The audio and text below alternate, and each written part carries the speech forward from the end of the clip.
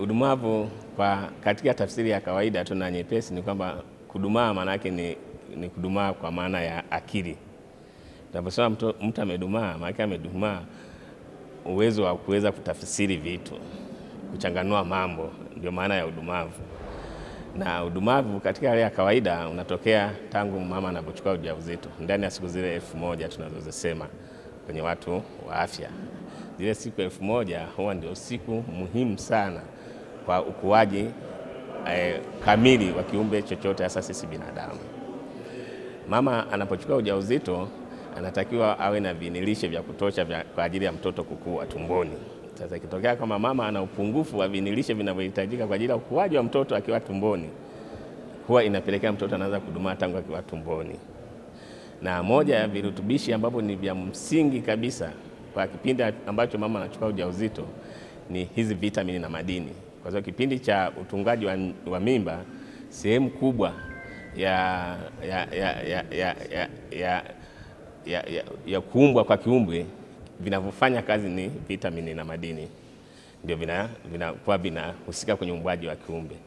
Na vitamini na madini ndio zinahusika kwenye kipindi kile cha mwanzo kabisa cha uumbaji, ambazo ni siku zile za msingi, tunazita siku 28 za mimba, wiki 4 za mimba. Kama mnavyojua, mimba huwa tunazihesabu kwa wiki, sio miezi. Mimba tunazihesabu kwa wiki. Mimba inakamilika kabisa, kiumbe kinakamilika kikiwa kina wiki 38. Kwa hiyo mama mjamzito akifikisha mimba ile ina wiki 38, ni kipindi ambacho huwa tunasema sisi watu wa afya kwamba anatakiwa kujifungue. Huwa anaanza kupata zile changamoto za uchungu na nini. Ukiona anavuka mpaka naenda wiki 40 mpaka tunasema huyu amepitiza, maana tunafanya operation. Ndani ya zile wiki 4 za mwanzo ambazo ndio kiumbe kinaumbwa kwenye eneo la ufahamu, kwa maana kwenye eneo la kutoka kwenye uti wa mgongo mpaka kwenye ubongo, huwa linafungwa uumbwaji wake ndani ya zile wiki 4. Baada ya wiki 4 hamna kitu kinachohusika tena kwenye uumbwaji mpya wa eneo hilo kama halikufanyika ndani ya hizo wiki 4.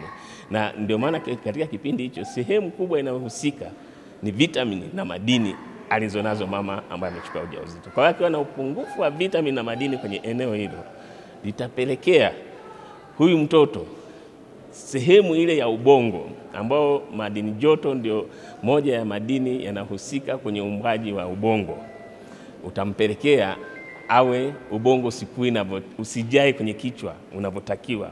Ka ubongo kawe ni kadogo. Sasa ka ubongo kakiwa kadogo, kale kanakupelekea uwezo wako kwa kutafsiri vitu sasa ukubwani unakuwa ni mdogo, kwa sababu kiwango cha oksijeni ambacho kinafika kule kwenye eneo la ubongo kinakuwa ni kidogo. Kwa hiyo uwezo wa kuanza kufikiria unakuwa ni mdogo sana, tofauti na mtu ambaye ubongo wake umejaa kichwani. Kwa hiyo oksijeni inayoenda ni nyingi, kwa hiyo kitu chochote kikipelekwa kwake ni rahisi kukitafsiri na kuweza kuona, kuweza kutambua vitu katika uwezo ule ambao unatakiwa kama binadamu aliyekamilika. Ndio huyu ambao unaweza kumkuta sasa mtoto, taifa za wenzetu, watoto wanaanza kugundua vitu wakiwa bado wadogo. Maana kwamba wakati wa makuzi yao walifuata zile hatua zote za makuzi ya kiumbe. Maana makuzi ya kiumbe ni kwamba mama kishajifungua, mtoto usimnyonyeshe, usimlishe kitu chochote ameni, usimlishe kitu chochote ila ni maziwa ya mama peke yake ndani ya miezi 6. Ni moja ya eneo ambalo la makuzi ya kiumbe binadamu. Baada ya miezi 6, huyu binadamu mtoto anaanza kuwa na mahitaji sasa. Maziwa ya mama yanakuwa yamtoshi peke yake, kwa anaanza kuhitaji kutumia nguvu, anaanza kutambaa, anaanza kufanya nini. Kwa ni kipindi ambacho sasa unaanza kumlikiza tulivyoumbwa, unaanza kulikizwa vyakula vingine vitakavyokupa sasa nguvu na joto, kwa maana wanga unaanza kuhitajika. Lakini mwanzo ulikuwa unaona sio kiwango kikubwa cha wanga kinachohitajika, kwa sababu mtoto alikuwa anahitaji vitamini na madini kwa kiwango kikubwa ambavyo vinapatikana kwenye maziwa ya mama. Lakini baada ya pale anatakiwa aanze kukua. Sasa kwa vile anaanza kukua, anaanza kuhitaji mahitaji ya nguvu, vyakula vya nguvu ambao ni vyakula protini pamoja na vyakula vya wanga, sasa kwa kiwango kikubwa mpaka anafikia miaka 2. Anafikisha miaka 2, zile siku ndio watu tunazihesabu 1000 ambazo ni muhimu kwa makuzi ya mtoto, kwamba tangu mama anapochukua ujauzito miezi 9 na hii miaka 2 anayonyonyeshwa, hiyo inaitwa ni siku 1000. Tukizihesabu zile siku, zina siku 370 za kipindi ambacho mama anakuwa na ujauzito, na zile 730 na zile 270 ambazo kwa anapewa ujauzito. Sasa baada ya pale ndio maana tunasema akiwa na umri wa chini ya miaka 5 atahitaji baada aanze kupata nini hizo huduma, kwa sababu anakuwa baada anatakiwa afuatiliwe makuzi. Na ndio maana unatakiwa aanze kuwa vyakula vyote ambavyo vinahitajika kwa ajili ya kumjenga sasa nguvu, ukuaji na nini, protini na nini kwa kiwango mpaka afikishe miaka 5. Baada ya miaka 5 tunasema angalau katoto kameshafikia umri ambao kanaweza kujitafasiri kenyewe kwa kama nasikia njaa, nataka kwenda nini, kwamba huyo mtoto atakuwa amekuwa akiwa kamili. Sasa ni nini tunasema udumavu? Ni kwamba kama mtoto atakuwa amedumaa tokea tumboni, tulivyoumbwa viumbe vyote duniani, huyo mtoto awe amezaliwa China, amezaliwa Japani, amezaliwa Uingereza, amezaliwa Ujerumani, kwa watu ambao unajua wewe ni warefu, amezaliwa kwenye familia ya warefu, Afrika, Tanzania nini, watoto wote kadiri ya umri wake ulivyo wanalingana chini ya miaka 5. Wote duniani. Yaani watoto wakiwa na miezi 9, akiwa ni Mchina na Mtanzania na Mjerumani, wote wanatakiwa wawe na umri unaolingana. Akiwa na miezi 12, awe Mchina, awe Mjerumani, awe Mtanzania, wote wanalingana umri. Sasa katika kupima huo utofauti sasa ndio kipindi hicho, kama mtoto amedumaa utakuta watu wanalingana na miezi 9 wote, lakini hako katoto kingine ni karefu, kingine ni kafupi. Sasa kwamba hako alikosa vitu fulani vinakufanya kwenye umri wa kukua wa ndani ya miaka 5 hiyo kanakuwa hakakui inavyotakiwa. Sasa kwa vile hakakui inavyotakiwa ndio tafsiri ile ya maana amedumaa mtoto, kwa sababu anakosa baadhi ya vitu. Na ndio maana tunataka baada ya miaka 2 ile kwenye weaning ambayo unamtoa kwenye ziwa, ukimlisha vyakula sasa vinavyotakiwa, unaweza kukuta katoto kanapanda kanafika kwenye umri unaotakiwa. Watoto wote duniani wanatofautiana urefu baada ya miaka 5. Leo ukiwachukua watoto wenye umri wa miaka 3 ukienda ukawaita vidogo vivyo chekechea miaka 3, ukiviweka vyote vinatakiwa vilingane kama hakajadumaa. Ukiona hakajadumaa, kwa sababu kwa umri fulani unatakiwa uwe na urefu fulani, kwa umri fulani unatakiwa uwe na urefu fulani. Ukiona sasa hakapo kwenye huo umri, maana yake kuna mahali kamedumaa na lazima aanze kuchangamka kukalisha vyakula ambavyo katakifanya kaweze kukua inavyotakiwa. Kwa hiyo inapofikia sasa ile miaka 5 ambao kwenye mfumo wetu wa Wizara ya Afya, ndio maana tunawarekodi hao watoto sasa tangu wamezaliwa kwenye kadi zile za kliniki, ili kujua kwamba mtoto anatakiwa aanze kukua kulingana na umri wake, uzito ulingana na umri wake, urefu ulingana na umri wake. Ndio maana ile ya kwamba eneo letu tunarekodi ni kujua kwamba makuzi ya huyu mtoto ama anaduma ama anaenda vizuri kwenye makuzi yake. Kwa sababu ukimkosea hapo, huyu ndiye atakuwa mzazi baadaye ambaye hatakuwa na tija kwenye. Unaweza kuwa na watoto lakini unaanza kushangaa mtoto wako unamuuliza samani maliza chuo kikuu, lakini anashindwa kutafasiri maisha ya kawaida tu kwamba sasa nifanyeje. Hizo ni dalili moja wapo. Yaani ni eneo moja hapo unaweza kujua kwamba huyu mtoto ndio katika makuzi yake kuna mahali hakukua ubongo wake vizuri, kwa hiyo anashindwa kutafasiri. Na ndio maana baada ya pale unawapeleka watoto shule, mtoto anaanza kupata division 1, division vyote tu, kwa sababu shule sasa ile ni ya makuzi. Lakini kwenye uhalisia sasa ukija kumleta kufanya kutafasiri vitu hawezi, kwa sababu nini? Alidumaa wakati wa makuzi yake tangu aidha kwa tumboni kwa mama yake mpaka huku anapofikia miaka 5. Sasa umeweka kwenye eneo la kukua la kawaida, mtoto atakuwa anaanza kukua tu kwenye level ya kawaida, baadaye ndio huyu basi baadaye anaweza kuwa ndio kiongozi wako kwenye ukubwa wa baadaye. Karibu.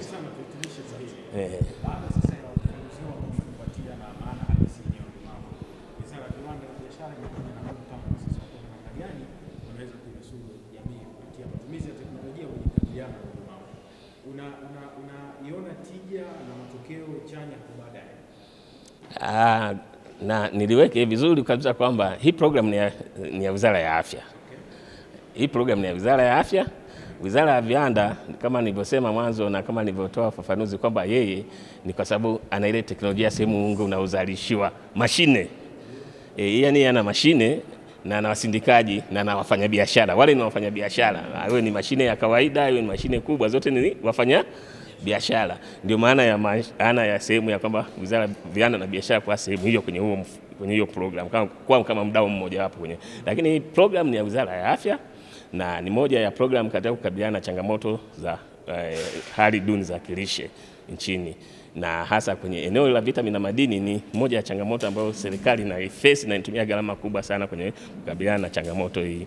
Kwa sababu ukiangalia tunapoongelea kwamba kuna changamoto ya upungufu wa damu kwa sehemu kubwa ya jamii, hasa kwa watoto chini ya miaka 5 pamoja na wajawazito, ni eneo ambalo kwa kiwango kikubwa, ambapo tunaposema kwamba kati ya watoto 100 chini ya miaka 5, watoto 59 wana upungufu wa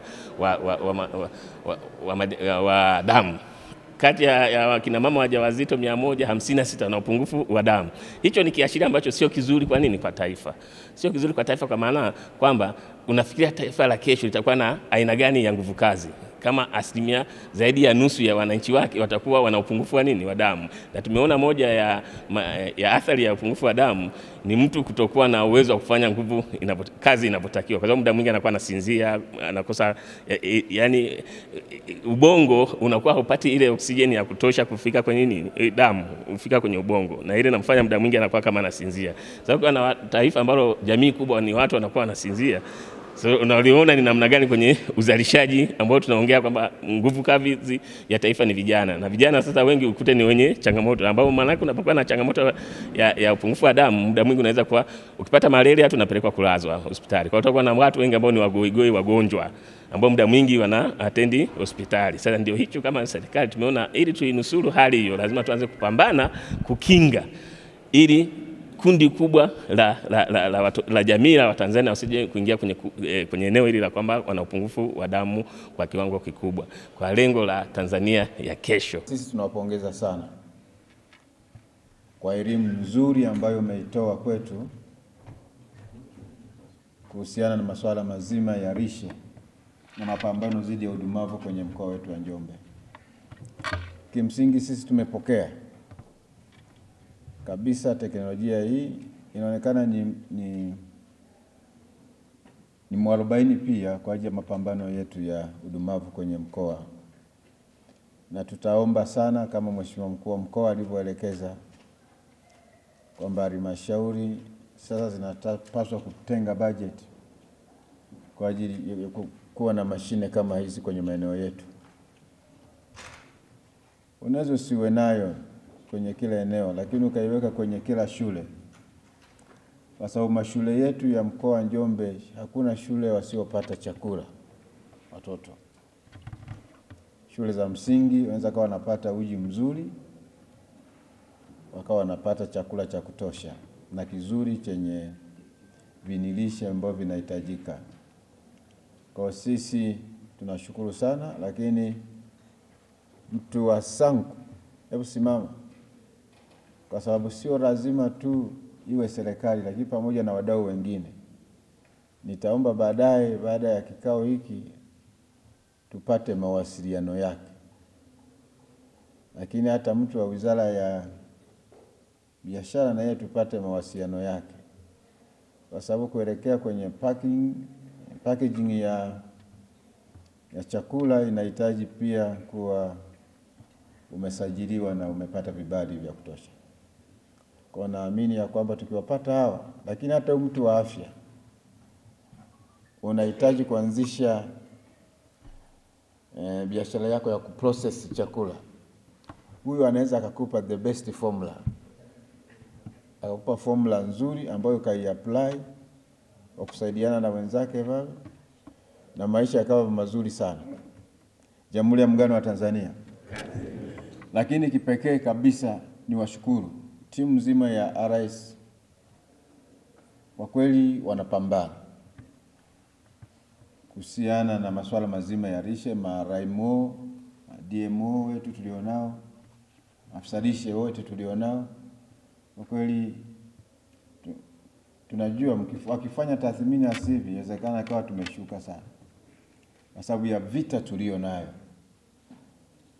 Na niwaambie hata Mwenge wa Uhuru ulichukua kauli mbiu kutoka kwenye mkoa wa Njombe. Nasema kujaza tumbo si nini? Ikaingia kwenye mbio za Mwenge.